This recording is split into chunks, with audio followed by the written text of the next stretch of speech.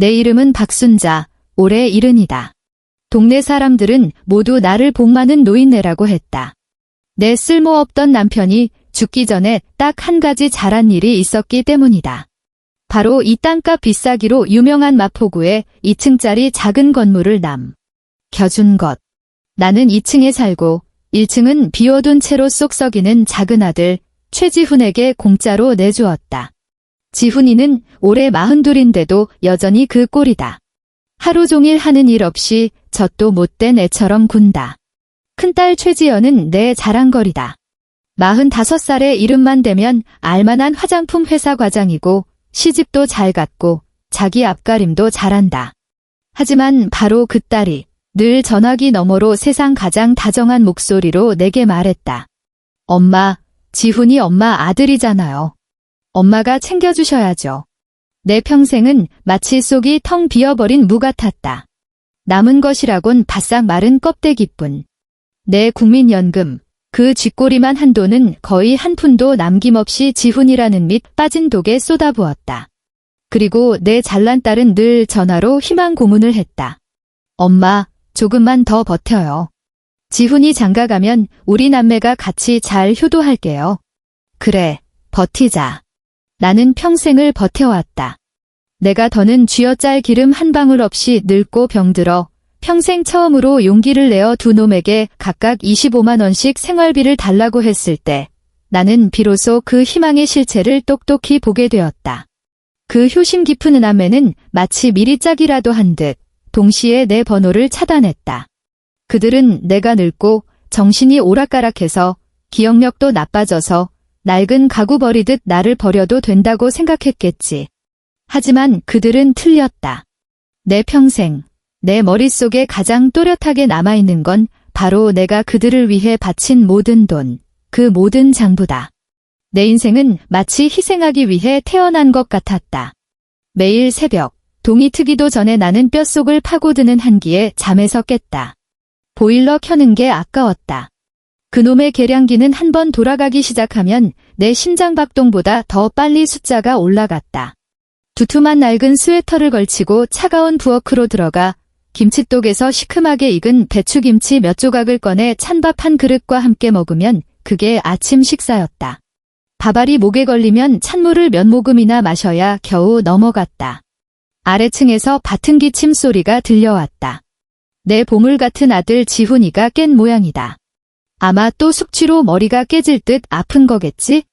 나는 한숨을 쉬며 그릇을 씻고 내 텅 빈 지갑에서 10,000원짜리 지폐 몇 장을 꺼내 주머니에 쑤셔 넣고 삐걱거리는 계단을 천천히 내려갔다. 1층 문이 열리자 술과 라면이 뒤섞인 쉰내가 확 끼쳐왔다. 지훈이는 까치집 같은 머리를 하고 상의를 벗은 채 호두처럼 퉁퉁 부은 눈으로 나를 봤다. 엄마, 돈 좀 줘. 애 담배 떨어졌어. 목소리는 쉬어 있었지만 마치 내가 당연히 빚이라도 진 사람처럼 당당했다. 나는 돈을 건넸다. 그가 아무렇지 않게 돈을 채가는 모습을 보면서도 고맙다는 말 한마디 듣지 못했다. 나는 입을 열어 무언가 말하려 했다. 일이라도 좀 찾아보렴이라든가 아껴 쓰라는 말 같은 것들.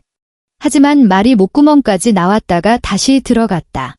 그런 말은 내가 수십 년 동안 해왔고 귀에 못이 박힌 건 나였지 그는 전혀 신경도 쓰지 않았다.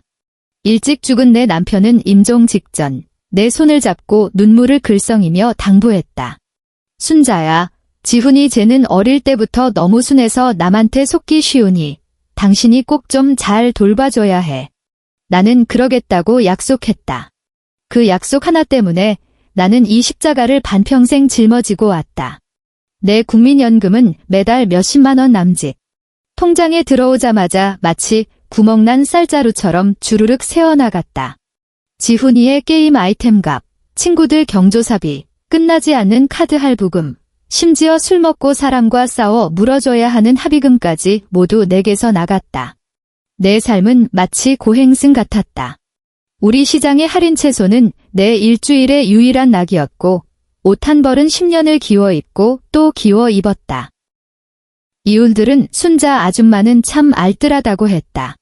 그들은 몰랐다. 나는 알뜰한 게 아니라 가난했다. 내 돈은 전부 42살짜리 캥거루족을 키우는데 쓰였으니까 가끔은 나도 버티기 힘들었다. 딸 지연이의 전화는 마치 사막의 신기루처럼 꼭 그럴 때 걸려왔다. 엄마, 몸은 괜찮으세요? 요즘 날씨 추운데 옷 따뜻하게 입으시고요. 그 애의 목소리는 언제나 3월의 봄바람처럼 다정하고 살가웠다. 나는 인부주 하소연을 늘어놓았다. 지훈이가 또 무슨 사고를 쳤는지, 내 돈이 또 바닥났는지. 전화기 너머의 지연이는 잠시 침묵하더니 이내 더 부드럽지만 한편으론 반박을 허용하지 않는 어조로 말했다. 엄마, 지훈이는 엄마의 하나뿐인 아들이잖아요. 아직 철이 덜 들어서 마음이 힘들어서 그래요. 엄마가 더 이해해 주셔야죠. 요즘 세상에 직장 구하기가 얼마나 어려워요. 엄마가 한 번만 더 도와주세요. 걔가 결혼해서 가정을 꾸리면 자연스럽게 철들 거예요. 그때가 되면 우리 남매가 같이 엄마 호강시켜 드릴게요. 같이 호강시켜 드린다. 그 말에는 마법 같은 힘이 있었다. 그 말을 들을 때마다 내 마음속의 작은 원망과 절망은 실체 없는 희망으로 덮이곤 했다. 그래, 지훈이가 장가가면 모든 게 괜찮아질 거야. 지연이 말이 맞아. 내 아들인데 내가 어떻게 모른 척하겠어? 그렇게 나는 또다시 얇디얇은 통장으로 손을 뻗었다. 내 노후, 내 얼마 남지 않은 존엄을 한 장 한 장 지폐로 바꿔 아래층의 영혼이 만족할 줄 모르는 아들에게 건넸다. 내 가슴에 가장 큰 대못을 박은 건 지훈이가 내 통장을 훔쳤을 때였다. 그날 의료보험료를 내려고 은행에 갔는데 창구 직원이 내 정기예금이 통장을 담보로 거액의 대출을 받아 인출되었다고 말했다. 나는 그 순간 세상이 빙글 돌며 하마터면 쓰러질 뻔했다. 은행 직원이 경찰에 신고해 주었고 경찰이 조사해보니 범인이 누구겠는가. 바로 내 착한 아들 최지훈이었다. 나는 온몸을 부들부들 떨며 집으로 돌아와 처음으로 지훈이에게 손을 댔다. 손바닥으로 그의 등을 내리치며 눈물을 멈추지 못했다. 내가 어떻게 이런 짓을 할 수가 있어. 그건 내 노후자금이야. 내 목숨줄이라고.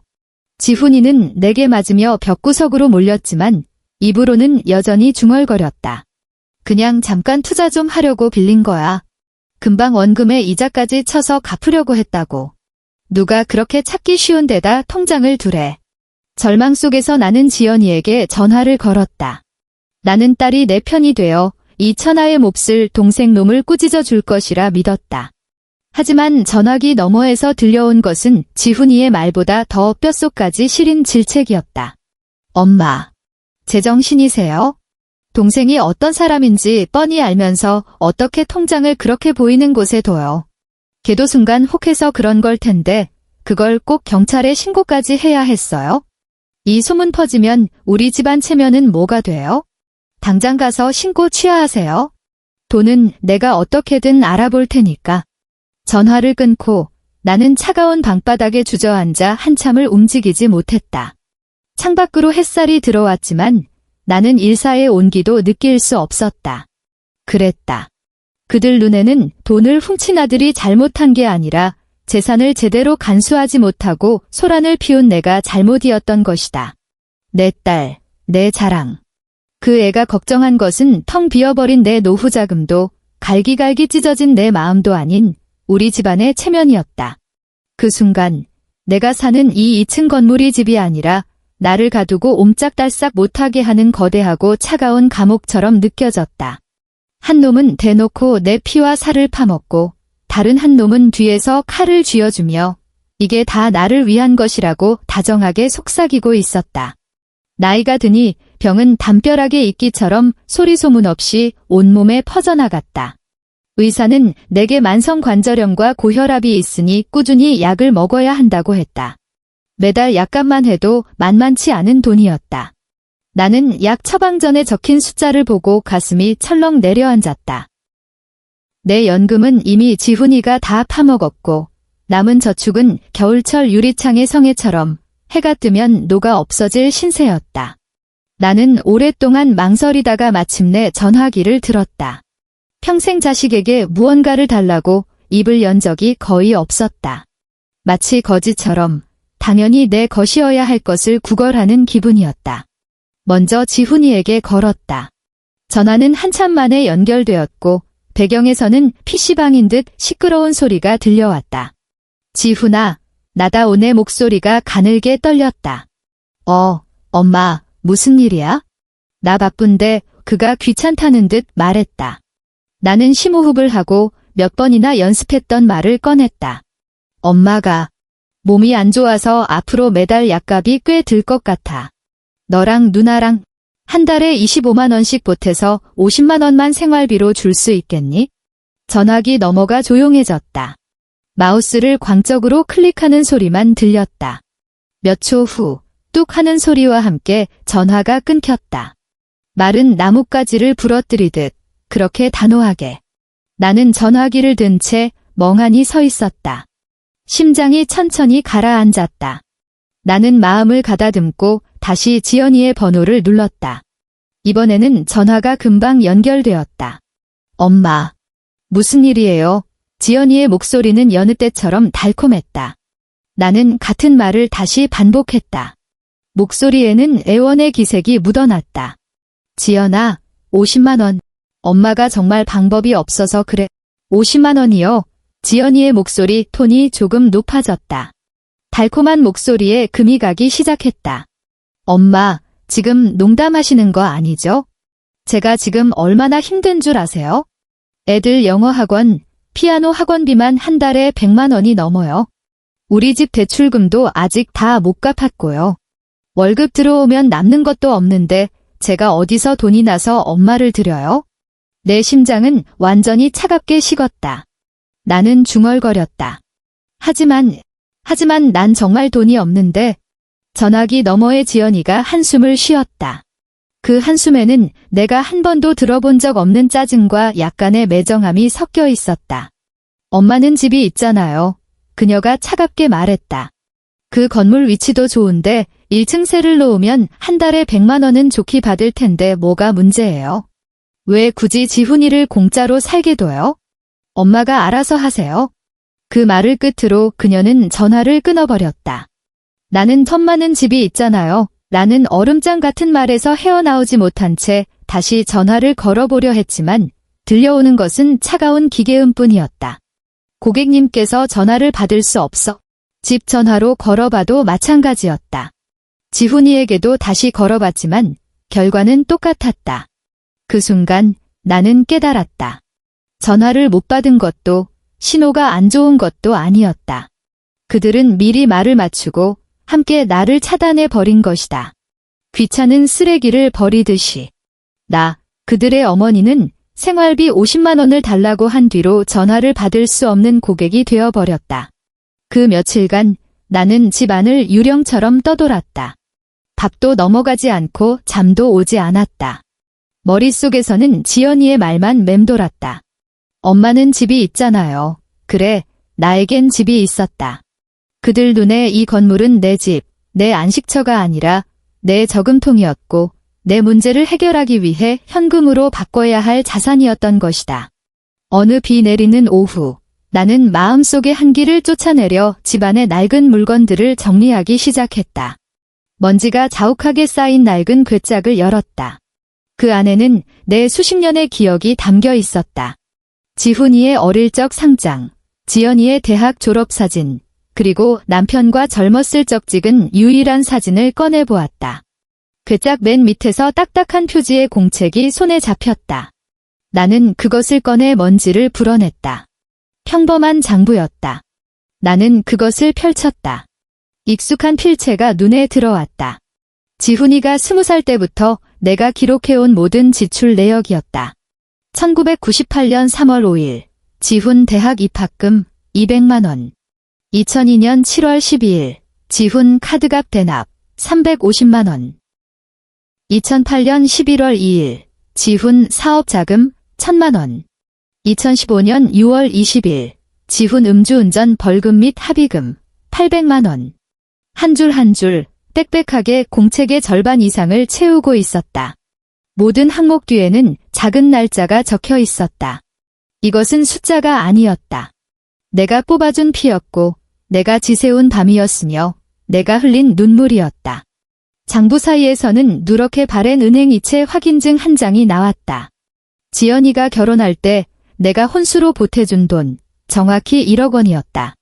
나는 그때 모든 정기예금을 해지하고 친척들에게 돈까지 빌려 겨우 그 돈을 맞췄던 기억이 났다.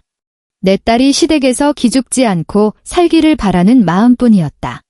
나는 그 장부를 끌어안고 바닥에 앉아 있었다. 눈물이 한 방울씩 떨어져 오래된 잉크 자국을 번지게 했다. 그 비 내리는 밤, 내 몸은 결국 버티지 못했다. 나는 고열에 시달렸다. 몸은 불덩이 같았지만 한편으로는 추워서 덜덜 떨렸다. 물 한 잔 마시려고 몸을 일으키다가 그대로 바닥에 고꾸라졌다. 차가운 바닥에 누워 의식이 점점 희미해졌다. 내 아이들에게 전화를 걸고 싶었지만 휴대폰을 집을 힘조차 없었다. 손을 더듬었지만 차단당한 그 번호가 도무지 생각나지 않았다. 그 순간 나는 이렇게 외롭게 죽어가리라는 것을 분명히 깨달았다. 얼마나 지났을까? 다급한 문 두드리는 소리가 들렸다. 순자 아줌마, 집에 계세요? 불은 켜져 있는데 왜 아무 소리가 안 나요? 맞은편에 사는 이웃이었다. 그녀는 내가 대답이 없자 관리인을 불러 내 집 문을 열었다. 다시 눈을 떴을 때 나는 병원의 새하얀 침대에 누워 있었고 손에는 링거 바늘이 꽂혀 있었다. 이웃이 곁을 지키고 있다가 내가 깨어나자 안도의 한숨을 내쉬었다. 아주머니, 이제야 깨어나셨네요. 고열로 쓰러지셨어요. 따님께 전화했는데 안 받던데 다른 가족 연락처는 없으세요? 나는 천장을 보았다. 그곳에는 아물지 않는 상처처럼 긴 균열이 나 있었다. 나는 고개를 저었다. 목소리는 사포처럼 거칠었다. 없어요. 그 순간 내 마음속 마지막 온정과 환상은 소독약 냄새와 함께 완전히 사라져 버렸다. 내가 키운 것은 한 쌍의 자식이 아니라 내 피를 빨아먹는 2마리의 악기였다. 그들은 나를 남김없이 파먹고는 내 마지막 구조 요청조차 들을 가치가 없다고 여겼다. 좋아, 정말 좋아. 오늘부터 박순자, 너 자신을 위해 살아라. 퇴원하는 날 햇살이 좋았다. 나는 바로 집으로 가지 않고 택시기사에게 주민센터로 가달라고 했다. 나는 노인을 위한 무료 법률 상담 창구를 찾아가 젊은 변호사에게 내 평생 한 번도 생각해 본 적 없는 질문을 했다. 그리고 나서 마포구에서 가장 큰 부동산 중개업소로 향했다. 행복빌라 이동. 그 건물 팔 겁니다. 나는 놀란 표정의 중개업소 사장에게 오늘 배추 시세를 말하듯 평온하게 말했다. 위치가 좋고 건물 전체 매매라 그런지 집을 보러 오는 사람들이 끊이지 않았다.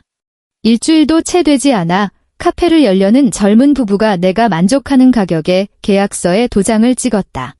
매매 대금을 받은 날, 나는 한치의 망설임도 없이 우리은행 본점으로 향했다. 나는 그 8억 원을 정기예금에 넣지 않고 신탁부 부장을 찾아갔다. 생전 신탁을 설정하고 싶습니다. 나는 내 신분증과 모든 서류를 그에게 내밀었다. 말끔한 정장을 입은 부장은 이렇게 평범해 보이는 할머니가 그런 전문적인 요구를 하는 것에 다소 놀란 눈치였다. 그는 내게 여러 조항을 참을성 있게 설명했다. 나는 그의 말을 끊고 내 요구사항을 말했다. 한 글자 한 글자 또렷하게. 첫째, 이 신탁의 위탁자이자 유일한 수익자는 저 박순자 본인입니다. 제가 사망하기 전까지는 그 누구도 이 돈에 손댈 수 없습니다. 둘째, 저는 매달 신탁 계좌에서 200만 원을 제 생활비로 지급받으며 이는 제가 사망할 때까지 유효합니다. 셋째, 그리고 가장 중요한 점입니다. 나는 그의 눈을 똑바로 보며 한자 한자 힘주어 말했다. 제 사후, 이 신탁에 남은 모든 원금과 이자는 자동적으로 전액, 무조건 천사들의 집 유기동물 보호소에 기부됩니다. 이는 지정기부이며 저의 그 어떤 법정 상속인도 단 1원도 상속받을 권리가 없습니다. 부장의 눈에 스치는 놀라움을 나는 놓치지 않았지만 그는 금세 전문가의 표정으로 돌아왔다. 알겠습니다. 여사님. 여사님의 뜻에 따라 계약서를 작성하겠습니다. 이는 취소 불가능 신탁으로 한 번 체결되면 법원의 판결이 없는 한 변경할 수 없습니다. 알고 있습니다. 나는 펜을 들어 그 두꺼운 서류 끝에 내 이름을 적었다. 그 세 글자, 평생을 써왔지만 이토록 힘있게 느껴진 적은 없었다. 서명을 마치고 은행을 나서자 쉴 새 없이 오가는 차들을 보며 긴 한숨을 내쉬었다. 그 한숨에는 내 70년의 서름과 고생, 그리고 억울함이 담겨 있었다. 오늘부터 이 모든 것은 끝이다.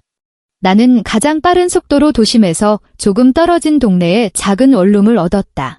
집은 작았지만 햇살이 잘 들어 나 혼자 살기에는 충분했다. 내가 이사했다는 소식은 결국 그 효심 깊은 자식들 귀에까지 들어갔다. 그날 오후 내 집 문이 천지가 흔들릴 듯이 울렸다.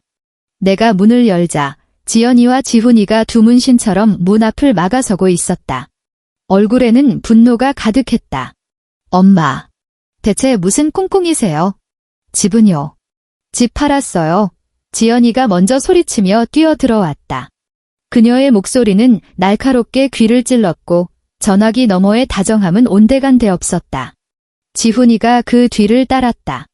그는 핏발선 눈으로 이 좁은 방을 훑어보며 고함을 질렀다. 돈은? 집 판 돈 어디 있어?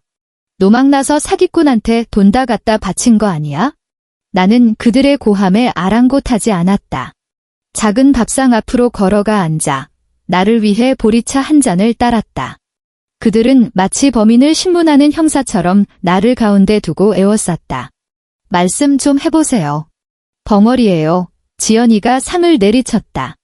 나는 천천히 차를 한 모금 마시고 내 천가방에서 2개의 서류를 꺼내 그들 앞에 내밀었다. 하나는 그 장부의 복사본이었고 모든 페이지가 선명하게 복사되어 있었다. 다른 하나는 그 신탁 계약서의 사본이었다. 지연이는 의아해하며 장부 복사본을 집어들었다. 몇 장 넘기자 그녀의 얼굴이 하얗게 질리기 시작했다. 지훈이는 신탁 계약서를 낚아챘다.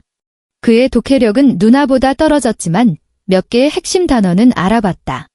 매월 200만 원, 천사들의 집 유기동물 보호소, 모든 자녀 원금 및 이자.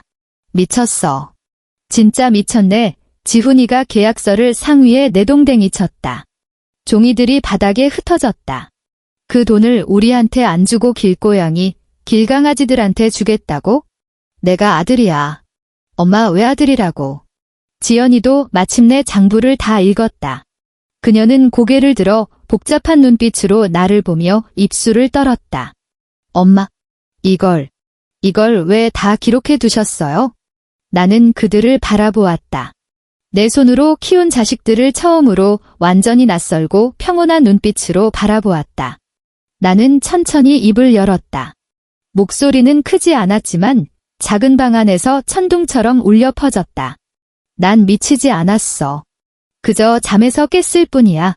지훈아, 내가 20살 때부터 42살이 될 때까지 내가 너한테 쓴 돈이 총 3억 8천만 원이다. 내가 20년간 공짜로 산 집 월세는 계산도 안 했다. 지연아, 내 결혼 때 내가 혼수로 1억을 해줬지. 나는 그게 딸을 위한 엄마의 축복이라고 생각했는데 지금 보니 그저 거래의 선금이었더구나. 나는 말을 멈추고 찻잔 속에서 뜨고 가라앉는 보리알을 바라보았다. 나는 너희를 40년 넘게 키웠다. 늙은 소처럼 마지막 피 한 방울까지 빨렸다. 이제 너희는 나를 차단하고 스스로 살든 죽든 내버려뒀지? 내가 집에서 쓰러져 죽을 뻔했을 때 너희는 전화 한 통 없었다. 이제야 확실히 알겠다. 너희는 엄마가 필요한 게 아니라 내 돈과 내 집이 필요했던 거야. 나는 눈을 들어 그들의 충격받은 얼굴을 훑었다. 이제 그 돈도 그 집도 없다. 모두 내 노후 자금이 되었지? 내가 죽고 남는 돈은? 나는 웃었다. 내 평생 그렇게 속 시원하게 웃어본 적은 없었다. 그 돈으로 고마워할 줄 아는 생명들을 돌보고 싶구나. 비록 말 못하는 짐승일지라도 은혜도 모르는 너희 둘을 키우는 것보다야 낫겠지. 방 안은 죽음 같은 정적이 흘렀다. 지연이와 지훈이의 얼굴에 떠오른 분노, 충격, 불신은 마침내 잿빛 절망으로 바뀌었다. 그들은 평생을 묵묵히 희생하고 순종하던 어머니가 이런 방식으로 자신들의 인생의 마침표를 찍으리라고는 상상도 못했을 것이다. 심판의 시간은 내가 생각한 것보다 빨리, 그리고 더 잔혹하게 찾아왔다. 다만 형을 집행한 것은 내가 아니라 그들 스스로 판 함정이었다. 공짜 집과 마르지 않는 현금 인출기를 잃은 최지훈의 삶은 순식간에 나락으로 떨어졌다. 사기나 치며 쌓아 올린 그의 진맥은 그가 술값을 내지 못하게 되자 연기처럼 사라졌다. 과거의 흥청망청한 생활을 유지하기 위해 그는 사채에 손을 댔다. 그들은 마음 약한 나 같은 엄마가 아니었다. 빚 독촉 수단은 날이 갈수록 악랄해졌다. 몇 달 지나지 않아 나는 옛 이웃에게서 소식을 들었다. 지훈이가 돈을 갚지 못해 다리 한쪽이 부러진 채 죽은 개처럼 골목에 버려졌다는 소식이었다. 최지연의 삶도 순탄치 않았다. 그녀의 남편, 처가에 건물이 있다는 이유로 그녀에게 온갖 정성을 다하던 그 남자는 8억 원의 준유산이 물거품이 되었다는 사실을 알자 가면을 완전히 벗어던졌다. 그는 밤낮으로 지연이를 원망하기 시작했다. 내가 정말 눈이 삐었지. 너 같은 걸 데리고 와서. 제 엄마 하나 제대로 구슬리지 못해서 그 큰 돈을 날려? 넌 딸이라는 게 어떻게 그 모양이냐? 시댁의 태도도 180도 돌변했다.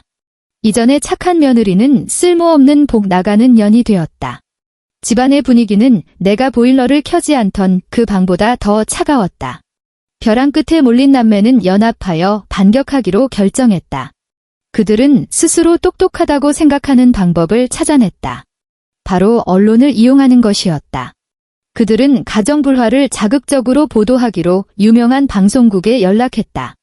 카메라 앞에서 지연이는 눈물 콧물을 다 쏟아내며 내가 얼마나 나이값 못하고 냉혈한 점원이인지, 친자식의 생사는 돌보지 않고 동물을 위해 돈을 기부하려 하는지 호소했다. 지훈이는 휠체어에 앉아 석고를 한 다리를 보여주며 어머니에게 버림받아 막다른 길에 몰린 불쌍한 아들로 자신을 포장했다. 그들은 효라는 이름의 여론 압박으로 나를 무너뜨리고 그 신탁을 취소하게 만들려 했다. 얼마 지나지 않아 방송국 기자가 내가 사는 원룸으로 찾아왔다. 나는 인터뷰를 거절하지 않았다. 그날 나는 깨끗한 낡은 스웨터를 입고 머리를 단정하게 빗었다. 나는 그들이 예상한 것처럼 카메라 앞에서 울거나 변명하지 않았다. 기자가 내게 마이크를 내밀며 유도하는 듯한 말투로 물었다. 박순자 씨, 자녀분들께서 박순자 씨가 그들을 버리고 거액의 재산을 동물에게 기부하려 한다고 주장하는데 이에 대해 하실 말씀이 있으신가요? 이런 행동이 인륜에 어긋난다고 생각하지 않으십니까? 나는 평온하게 카메라를 보며 내 천 가방에서 그 두꺼운 장부 복사본을 꺼내 기자에게 건넸다. 이건 제가 제 아들을 위해 쓴 돈입니다. 20살 때부터 총 3억 8천만 원입니다.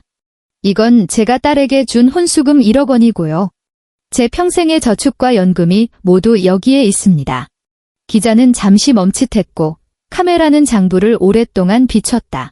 그리고 나는 내 싸구려 스마트폰을 꺼냈다.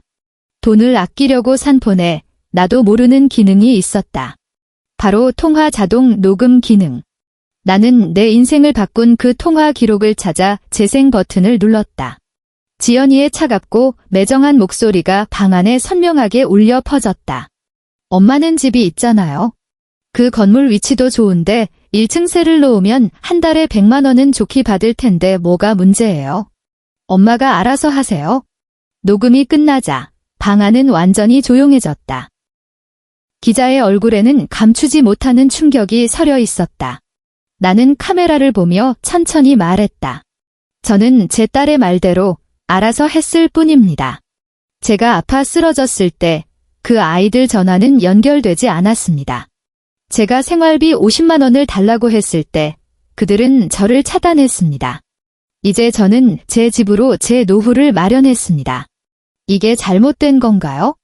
저는 단지 제가 죽은 뒤에 제 관감마저 제 아들의 도박 자금이나 딸의 대출금 갚는 돈이 되는 것을 원치 않았을 뿐입니다.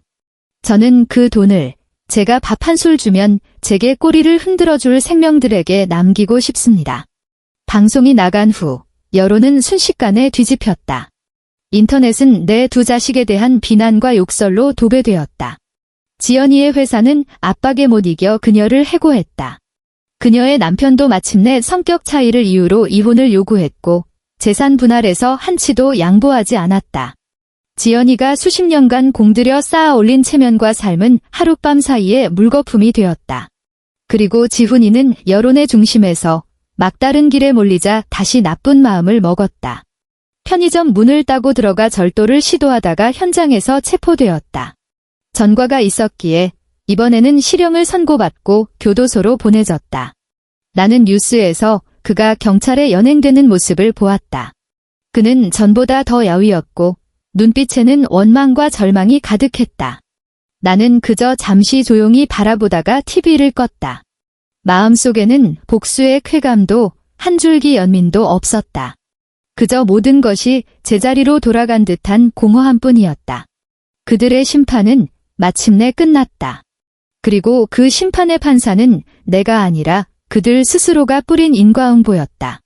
나는 신탁에서 매달 나오는 200만 원의 생활비로 서울 근교의 작은 마당이 딸린 단층집을 얻었다. 이곳은 공기가 맑고 도심의 소음에서 벗어나 있었다. 정착하자마자 가장 먼저 한 일은 천사들의 집 유기동물 보호소에 가는 것이었다. 나는 다른 마음씨 좋은 사람들처럼 활발하고 귀여운 강아지를 입양하지 않았다. 보호소 구석에서 나는 늙고 못생긴 개 한 마리를 보았다.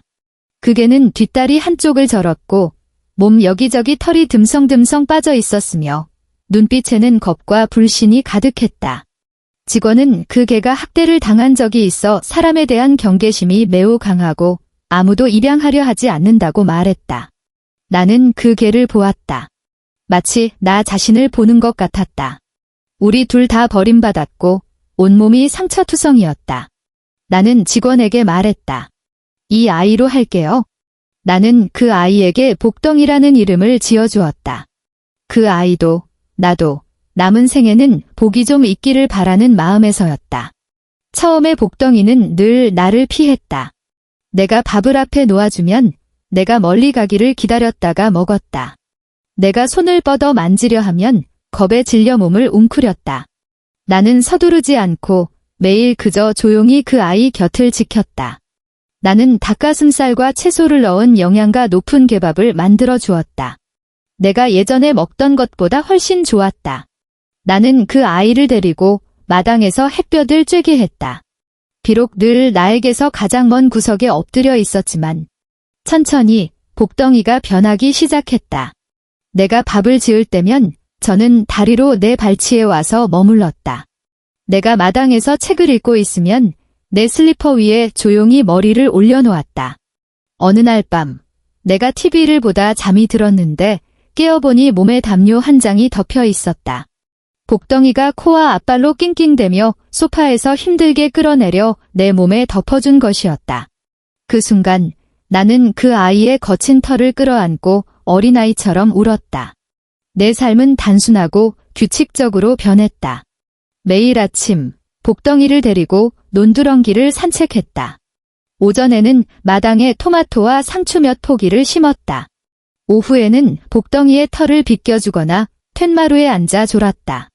이상하게도 마음이 편안해지자 내 관절염과 고혈압이 많이 좋아져 약도 줄였다. 나는 젊은이들을 따라 블로그를 시작했다. 이름은 나의 마지막 가족. 나와 복덩이의 일상을 소박한 글과 휴대폰으로 찍은 사진으로 기록했다. 복덩이가 처음으로 내게 꼬리를 흔든 날, 마당에 토마토가 처음으로 붉어진 날, 새로 산 오븐으로 처음 고구마를 구운 날. 이런 사소하고 작은 행복들이 뜻밖의 많은 네티즌의 관심을 끌었다. 그들은 나와 복덩이에게서 가장 따뜻한 동반자의 모습을 보았다고 댓글을 남겼다. 가끔 나는 지연이에게서 문자를 받았다. 내용은 대동소이했다. 이혼 후 얼마나 비참하게 사는지, 얼마나 힘든지 호소하며 행간에는 후회와 내가 마음을 돌려주길 바라는 암시가 가득했다. 엄마, 내가 잘못했어. 나 용서해주면 안 돼? 우린 아직 가족이잖아. 나는 그저 한 번 쓱 보고는 평온하게 삭제 버튼을 눌렀다. 가족. 내가 고열로 쓰러져 절망적으로 바닥에 누워있을 때 내 가족은 어디에 있었나? 내가 그 남매에게 임대주택에서 범인처럼 신문당할 때 내 가족은 또 어디에 있었나? 나는 휴대폰을 내려놓고 마당으로 나갔다. 초가을의 햇살은 따스하고 눈부시지 않았다. 나는 물뿌리개를 들고 내가 심은 코스모스에 물을 주기 시작했다. 복덩이는 내 발치에 조용히 엎드려 눈을 가늘게 뜨고 편안하게 졸고 있었다. 그 아이의 숨소리는 평온하고 고요했다. 멀리서 이웃집 아이들의 웃음소리가 들려왔고 바람이 마당을 스치며 흙과 풀레음을 실어왔다. 나는 파란 하늘을 올려다보았다. 내 70년 인생이 마치 길고 숨막히는 악몽 같았다고 느꼈다. 그리고 이제 그 꿈에서 깨어났다. 나의 존엄, 나의 인생은 자식의 효도로 증명될 필요가 없었다. 나의 행복은 이 작은 마당에 복덩이의 따뜻한 체온에 꽃에 주는 물 한 방울에 담겨 있었다. 이것이 내 반생의 눈물과 맞바꾼 작지만 더없이 선명한 행복이었다. 엔드.